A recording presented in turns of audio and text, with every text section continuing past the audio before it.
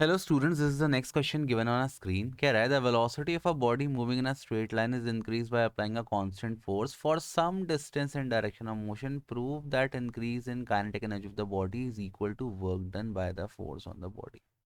अभी जो last statement दिया ना, प्रूव दैट इंक्रीज इन, इसको अपन बोलते हैं वर्क एनर्जी थ्योरम. और वर्क एनर्जी थ्योरम का स्टेटमेंट है कि work done by a force on a moving body is equal to change in kinetic energy of the body. तो it is basically a derivation जो अपने को prove करना है. ठीक है, तो देखो यहाँ पे सपोज मेरे पास एक बॉडी है. This is a body of mass m. ठीक. This body is moving with a velocity u. ठीक.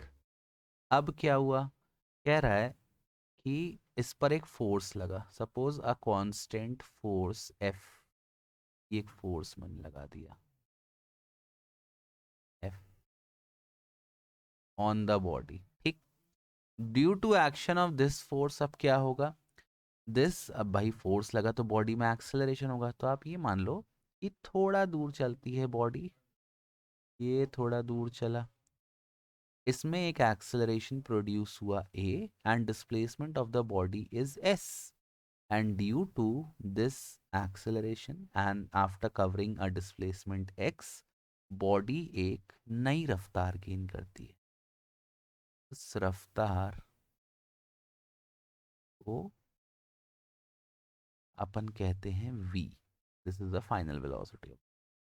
ठीक. आपको दिखाना है work done is equal to the increase in kinetic energy. ठीक है, अब देखो यहाँ पे ध्यान से क्या होता है वर्क का फॉर्मूला बेटा. The formula of W is force into displacement.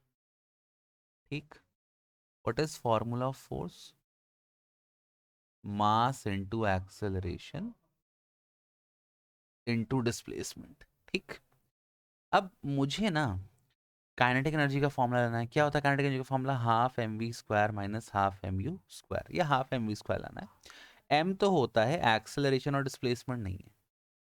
यहाँ पे आप देखो इनिशियल काइनेटिक एनर्जी कितनी आ जाएगी इस बॉडी की, half M U square. Final कितनी आ जाएगी, हाफ एम वी स्क्वायर. ठीक.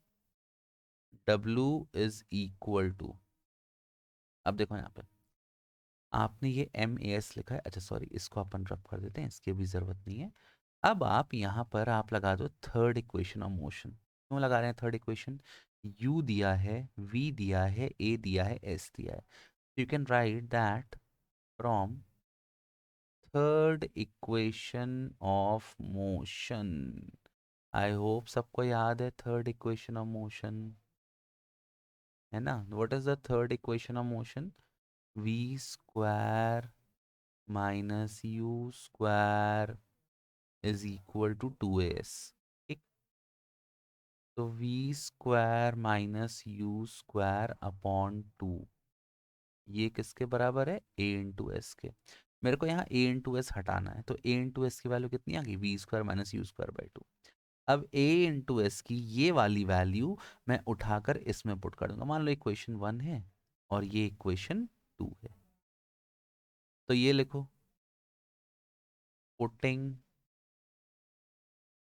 Value of equation 2 in equation 1. ठीक है, जैसे पुट करेंगे, पार्डन माय राइटिंग, मेरे घर में थोड़ा ये चाइन मची है.